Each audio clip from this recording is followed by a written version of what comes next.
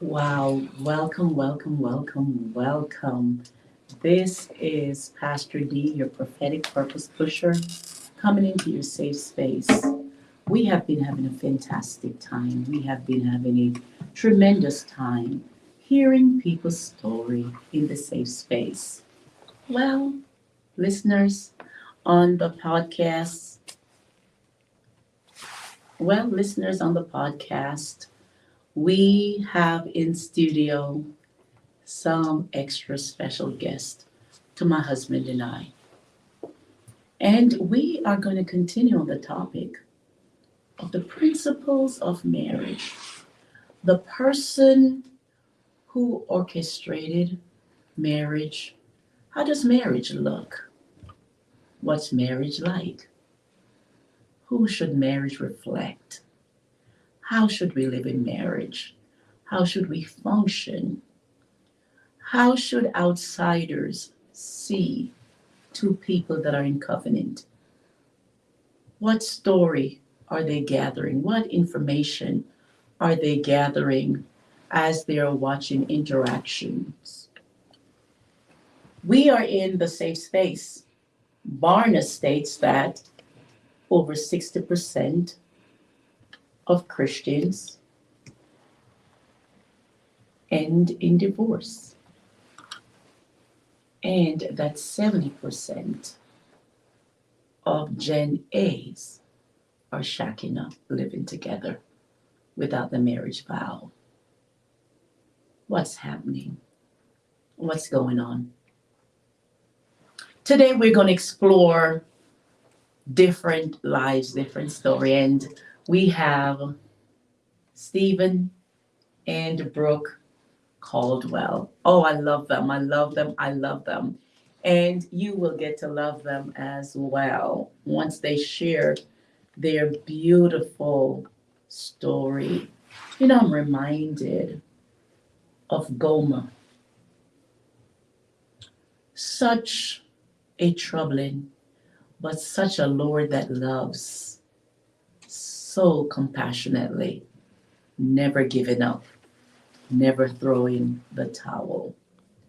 And we're going to talk to them. We're going to hear their story in their own voices. They're going to paint the picture. I'm going to be hearing the story too. I am excited to hear these stories. And I know you are. You're like, Pastor D, come on, let them tell their story. And we're going to hear from a couple that have navigated the terrain of marriage. We're going to see if it's a safari, we're going to see if it's a zoo, or we're going to see if it's homegrown.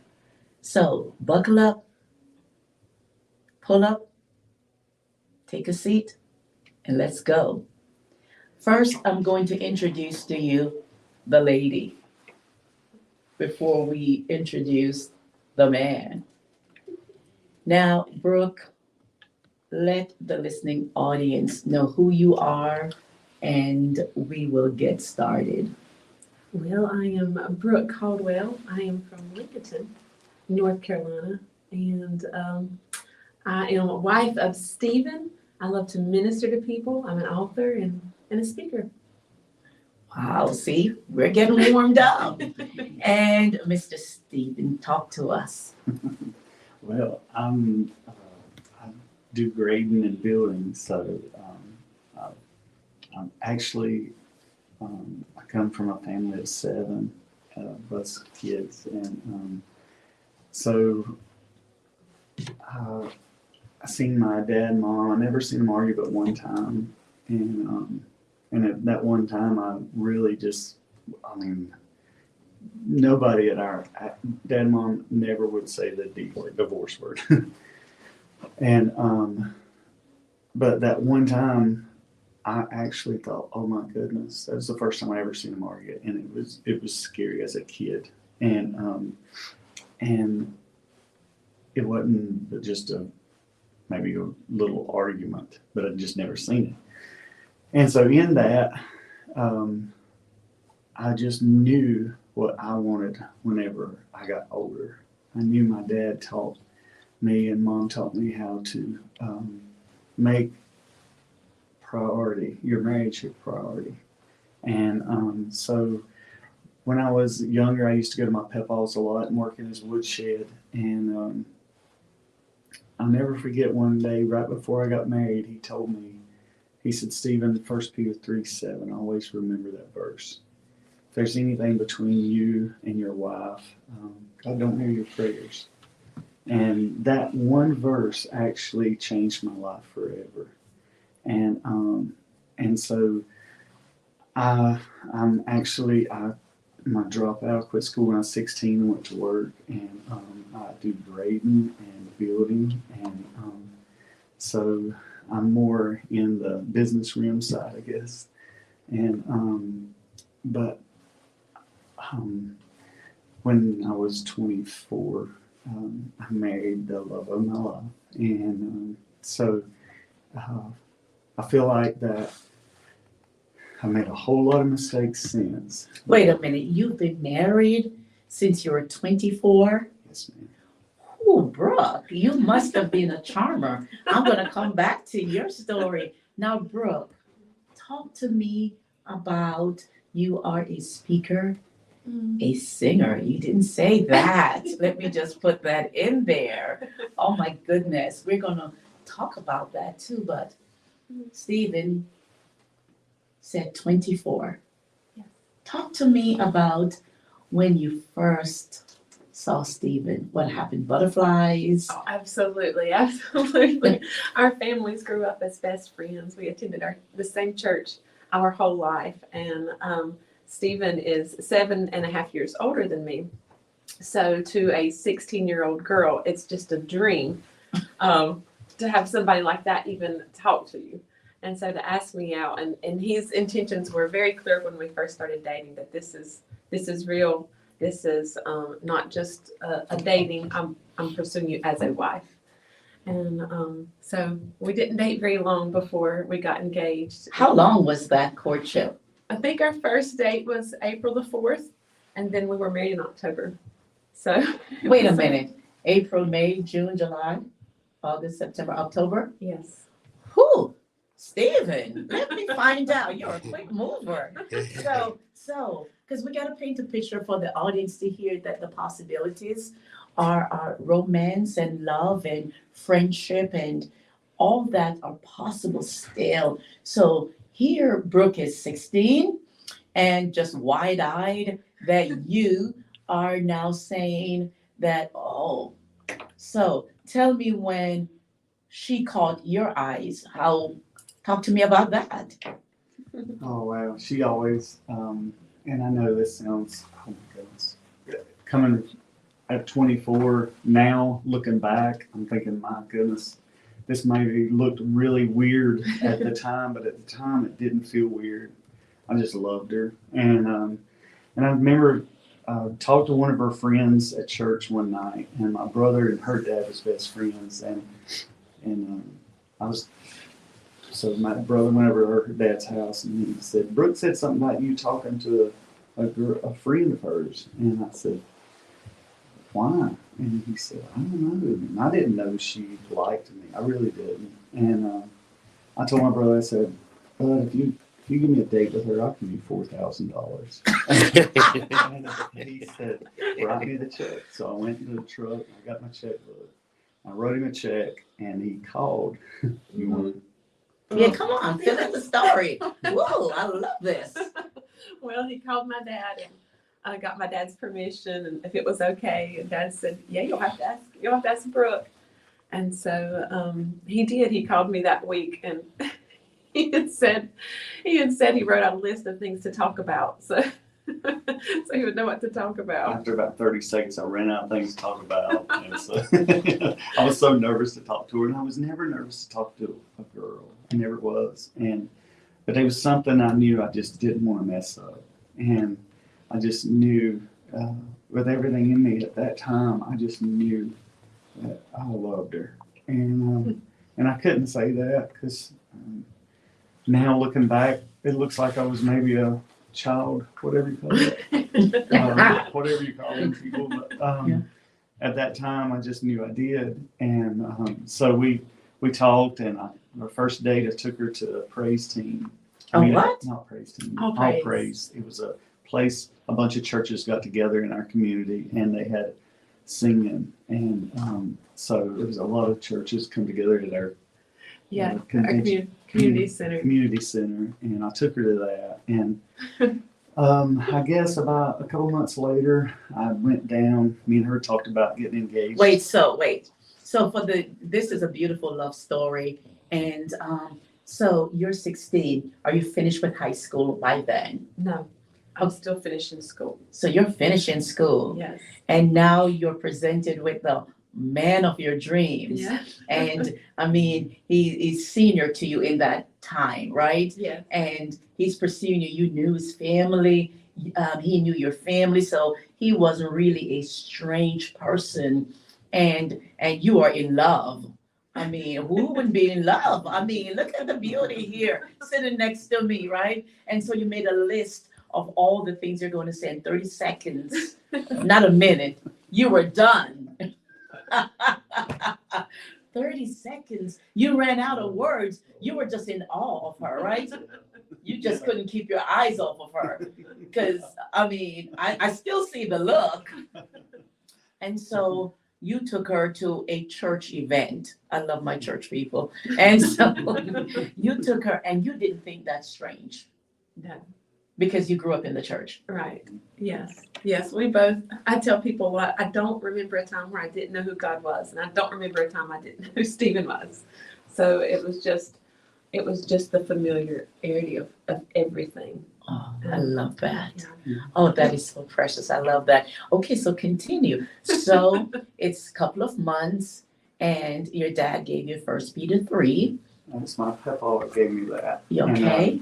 And so I actually, without my dad's permission, we had a really pretty field down in the bottoms. It was close to the creek. And so I took the tractor, and I went down with spray paint, and I made each letter 30 feet wide and 50 feet high. And I took that. Oh, you're romantic. I mean, to me at first you seem so laid back. Okay, go ahead. I took Dad's tiller. It goes on the back of the big tractor, and I tilled out every letter, Brooke, will you marry me? And then in the other field, it was grown up, so I took the bush hog and I wrote on the windshield, Brooke, I love you. And I followed my eyes out with a bush hog. And so I went and got her, and I had a friend who had an airplane, and he took us up, and I proposed in the airplane over the field. Wait a minute, we are into proposing. We just met. Sorry. No, that's okay. No, so we just met. So you liked him once you went out to this church event. Yeah. So tell me, because you're 16, you're still in high school. He's already finished high school. I mean, this is a familiar ground. All the families know each other. This is a small community. And this handsome fellow over here caught your eyes. At 16, what are you thinking? Probably just much like a 16-year-old. You just you're just in love, or what you think is love. Yeah, you just want to be together. You realize, which Stephen was very mature, so he had a plan and a vision in mind. A 16-year-old, I don't know how far I actually could see ahead. I just knew I loved being with him, and I knew he looked after me. He protected me, and I would notice that in every situation that he was watching out for me. He was my protector, and I've never had that in this kind of relationship before. And so that was something I was valuing. I saw how he valued me, and so I was learning to value myself through his eyes. And you always will live up to what people think of you, what people see of you. And I had great parents who spoke life into me, but to have another relationship who was also doing that, God was surrounding me with people who were going to speak identity into my life. And so now he's done all that Yeah. romantic thing. Oh, I love that. And he brought you up in an airplane, and did you know what was going to take place? I had a sense. Stephen's he's not very good at surprises.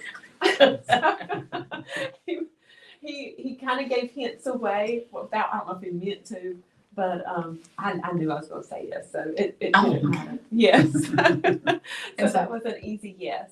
Okay, easy, yes. Mhm. So Stephen, look at you. I didn't know you had that in you. So Stephen, so now you did all that so romantic, so thoughtful, with such care, Mhm.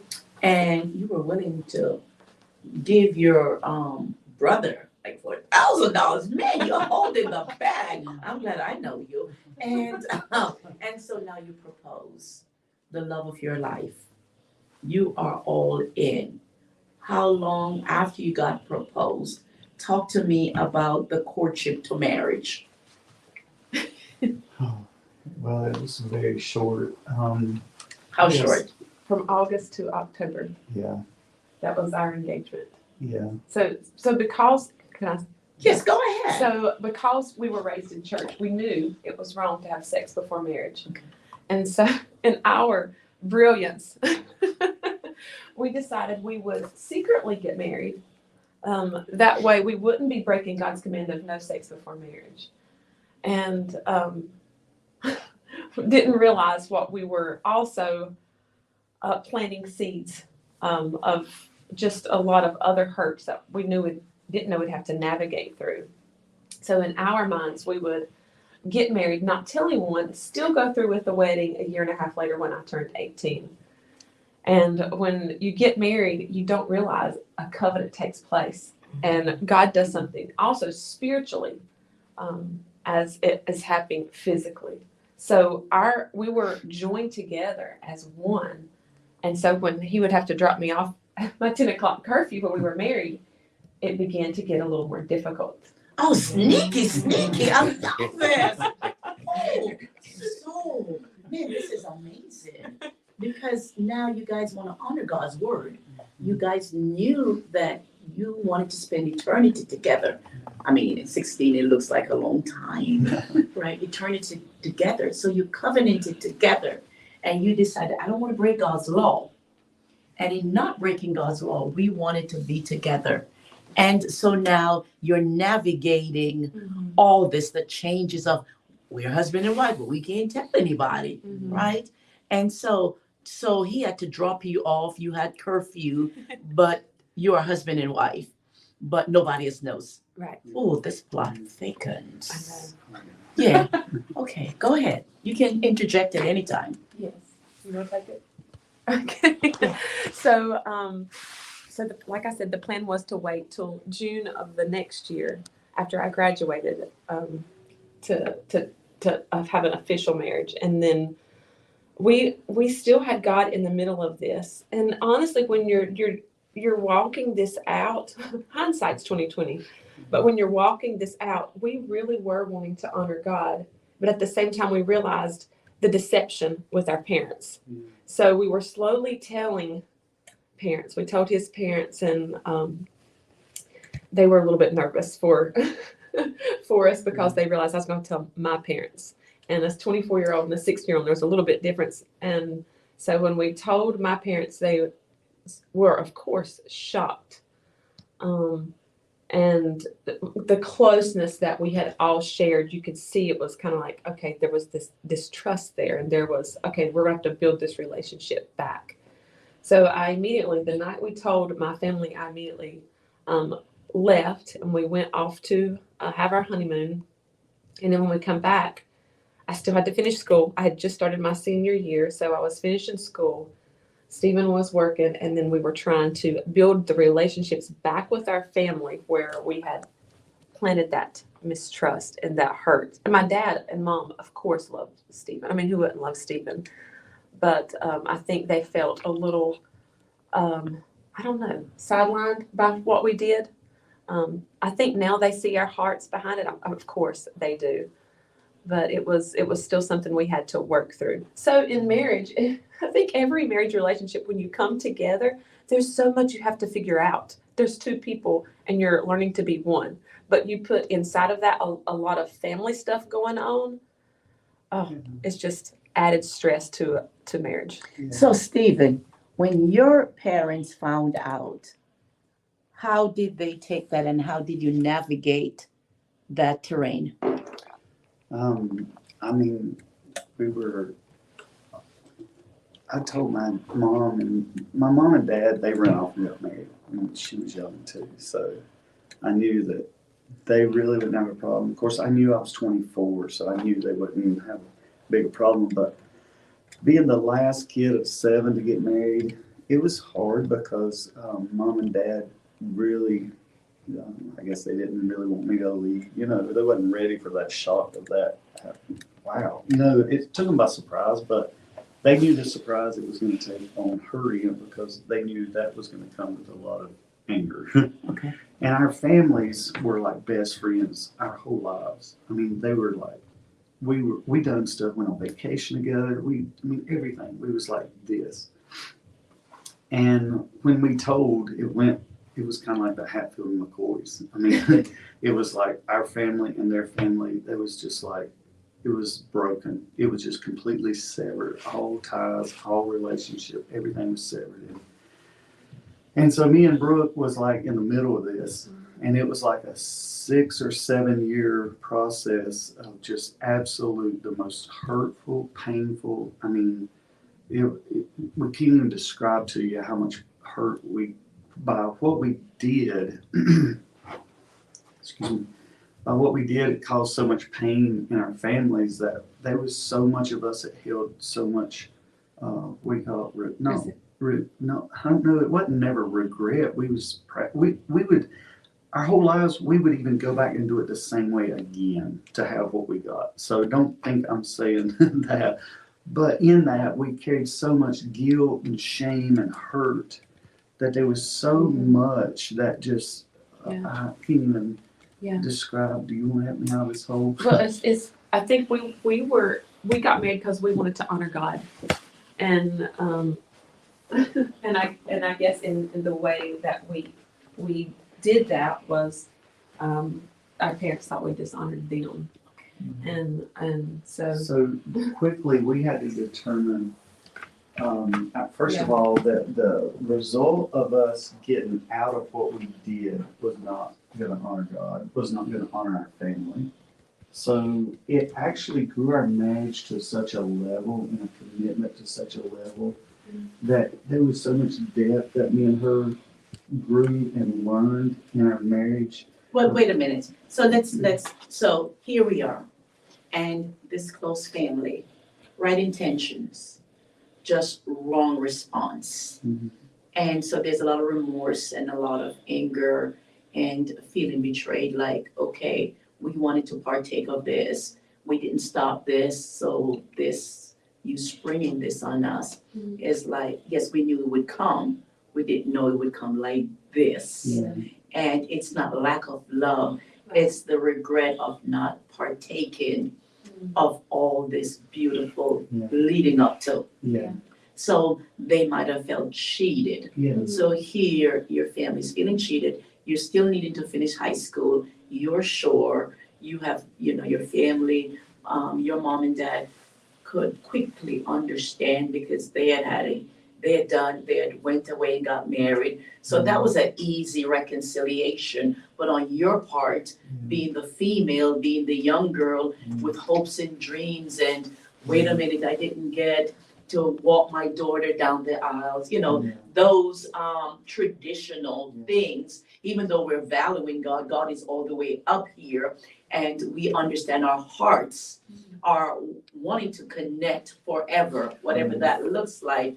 But here are families that have participated in all aspects, and now they don't get the joy of that. So navigating that for 6 years of, okay, here. So how did you transition to coming together, living together? Now everybody knows you're still in high school and you have to finish high school.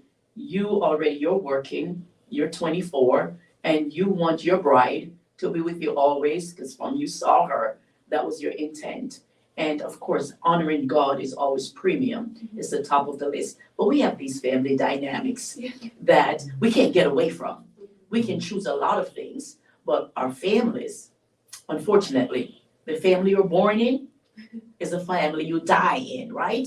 Because that's God's intent. So how did you move from, okay, I'm in high school, but I'm married. How did you navigate to moving into a home to start living together while reconciliation is in the making? Well, I think the first thing we had to decide was we're committed.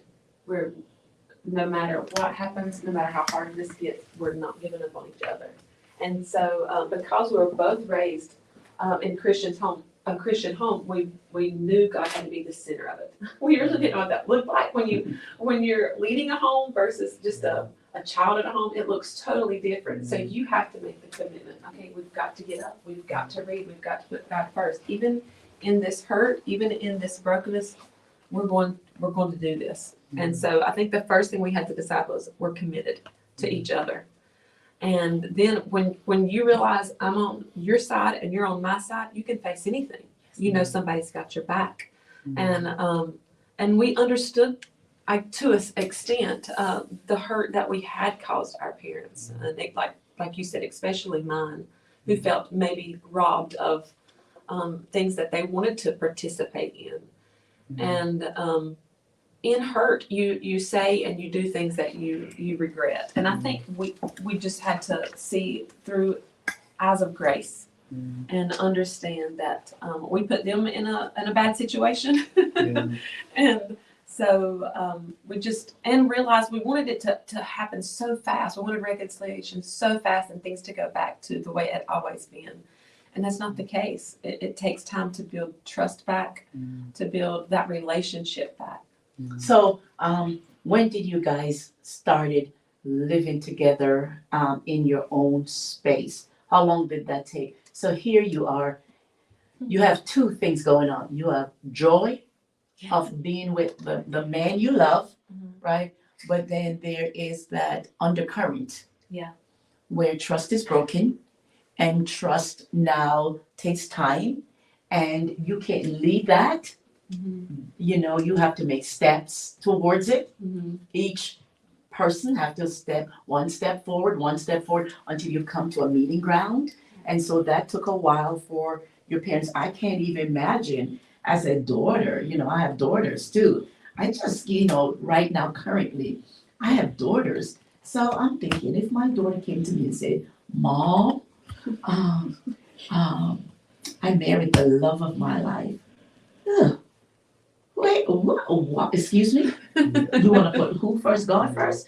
I can just imagine, me being Jamaican, a believer too, I would have some choice words. Like, let me, who is he? Okay, who did this to my daughter? Who is he? So, you know, I'm taking your parent side now, right? Being a mommy with daughters, I'm like, he did what? Y'all did what? When? How? And cheated me? I didn't get to pick out the dress. Can you imagine as a mom? Because my daughter, one of my daughters, we have daughters that have gotten married, and we just had a recent one, and I got to go to the dress fitting, you know, and she twirled around, and you know, that's such a moment. You know, you even want to steal it because you're like, no, pick this dress, you know, you try to push. So I can just imagine mom not liking Stephen, right? That's not it. The thing is, you guys deceived us. You guys went ahead of us. You guys could have talked to us. We could have arranged some stuff. We could have walked through this process. And now this is taken away from us. And so now you guys are committed. Like, we're going to put God first, no matter what. We're together. We are now one. We're joined.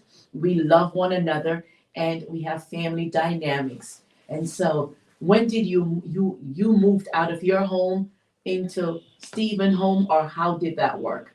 No, we had there was a house on his mom and dad's property that his brother had moved out about a year earlier. So it took us about 2 days to get it ready to move into. And so we moved into that right after we got back from our honeymoon. Okay. So not long. So life starts. You're living on his family property. Now you're husband and wife, you're still going to high school, Mhm. so you have to finish that. You have some unfinished business left to tie up, right? You have unfinished family issues, you have to finish school. You now have the love of your life, your family settled down a little bit, so they didn't lose you, but for your mom and dad, they kind of lost you quicker than they were anticipating. So now you've made a commitment. You guys are living as believers, as husband and wife. There is just some undertone, some undercurrent with your side of your family that is hurt and have to process this, and they have to do their own work, whatever that looks like. And like you said, grace had to be applied because we're looking back. Yeah. And the reason we're telling this story, just taking a pause, is to show you what grace looks like. Yeah. Is to show you that even in our mess up, even in our mistakes, even when trust is broken with humans, even when that is happening, once you put God first, we're just talking about a journey of a beautiful story that they decided from the beginning that we are committed. And so the story continues. You're living together and now you're married. You're finished high school. Mhm. And so talk to me about living as husband and wife. Was that all the things that you had hoped to be? Because remember, you're young, you are bright-eyed, they call it, and bushy-tailed. I mean, you're an idealist. I mean, a Cinderella got a prince, but now you're living with the prince. How difficult was it to transition from a girl who is googled-eyed, a girl who is enamored, a girl who believes she's in love, wanted to cut covenant with him, got the proposal of your life, and he's just excited, ran out of words after 30 seconds. But he's committed, he's serious, he wants you. How difficult the first year was when you guys came together, even though you guys were believers. I think the first year was difficult. Yeah. You don't realize it's difficult because you have nothing to compare it to until you're married longer and you're like, wow, this is marriage? I thought that was marriage. And I remember writing in my journal, we're getting along so well. We haven't argued in 2 days. But I didn't know what to compare it to. And I was finishing school, but I was also playing sports, and it was just a lot on top of keeping his business going and cooking and laundry. Wait a minute, you're cooking. So you knew how to do, wait a minute. So you have the bulk of, so now you're coming in new, right? Your family is, right? They're trying to navigate this terrain. So they're over here navigating. You're in the same community. Yes. So they're seeing you now living as a married woman, going to school, still playing. Were they still coming to your Oh, games? yes. Oh, Absolutely. okay. So that part they were participating, but the other part was like, I don't know about all this. So now you're married, you're going to school, you're finishing high school, you're cooking, you're doing what you think a perfect wife should look like. Yeah. Yes. Yeah. How did that work for you? It was tough. Yeah. Now, when I say I was cooking, it's not that it was good. I was attempting to cook. Okay, I can get that. You're 16. Mom was cooking all the time. I know. And so, and our family, like my mom and dad, we were all still trying to make it work, but there was so much tension. It was not the same. And we all knew it, but we could see that we were all trying. Yes. There was just a lot of hurt there that we had to get over.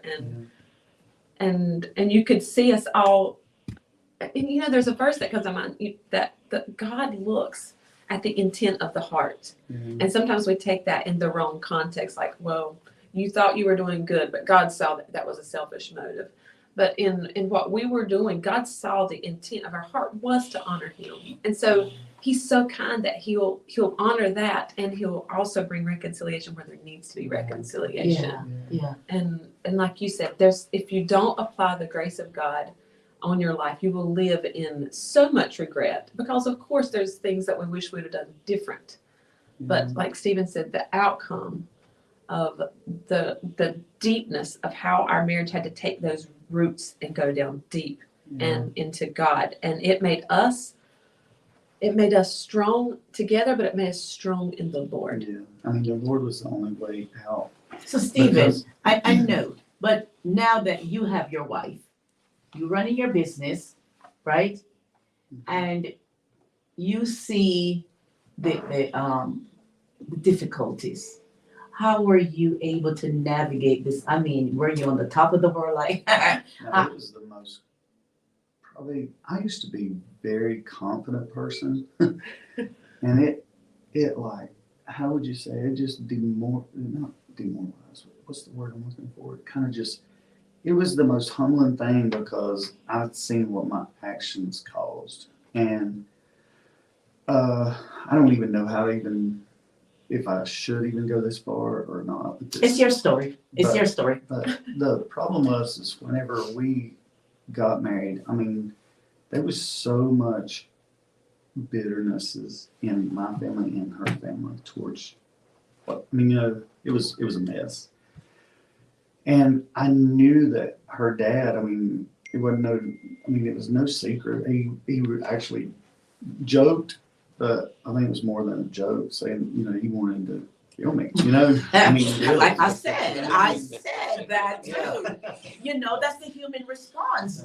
And so can you imagine Dad? I mean, his pride and joy, his prized daughter. I was thinking as a mommy too, I was just having a little glimpse because I know how protective I am. So for you were getting like, he was like, man, I catch you in these cornfields.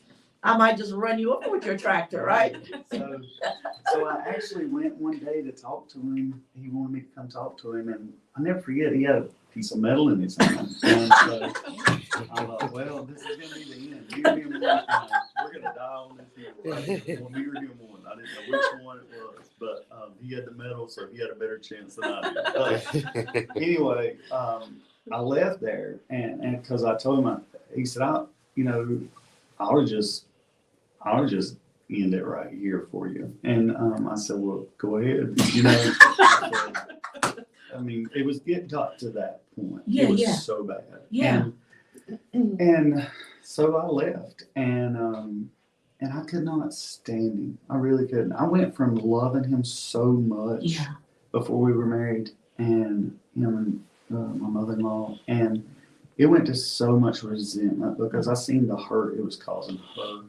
And I caused it, and there were no way out of it. Yeah. And so there was so much guilt and pain on my end that I had to deal with because I knew what I had caused just by coming home and seeing her. I knew all the dreams, all the goals that I never thought about before. And I knew all the dreams and the goals that she had was just absolutely, I crushed them, And so in all of that, when you're hurting, it's hard, man. You don't know a way out. And so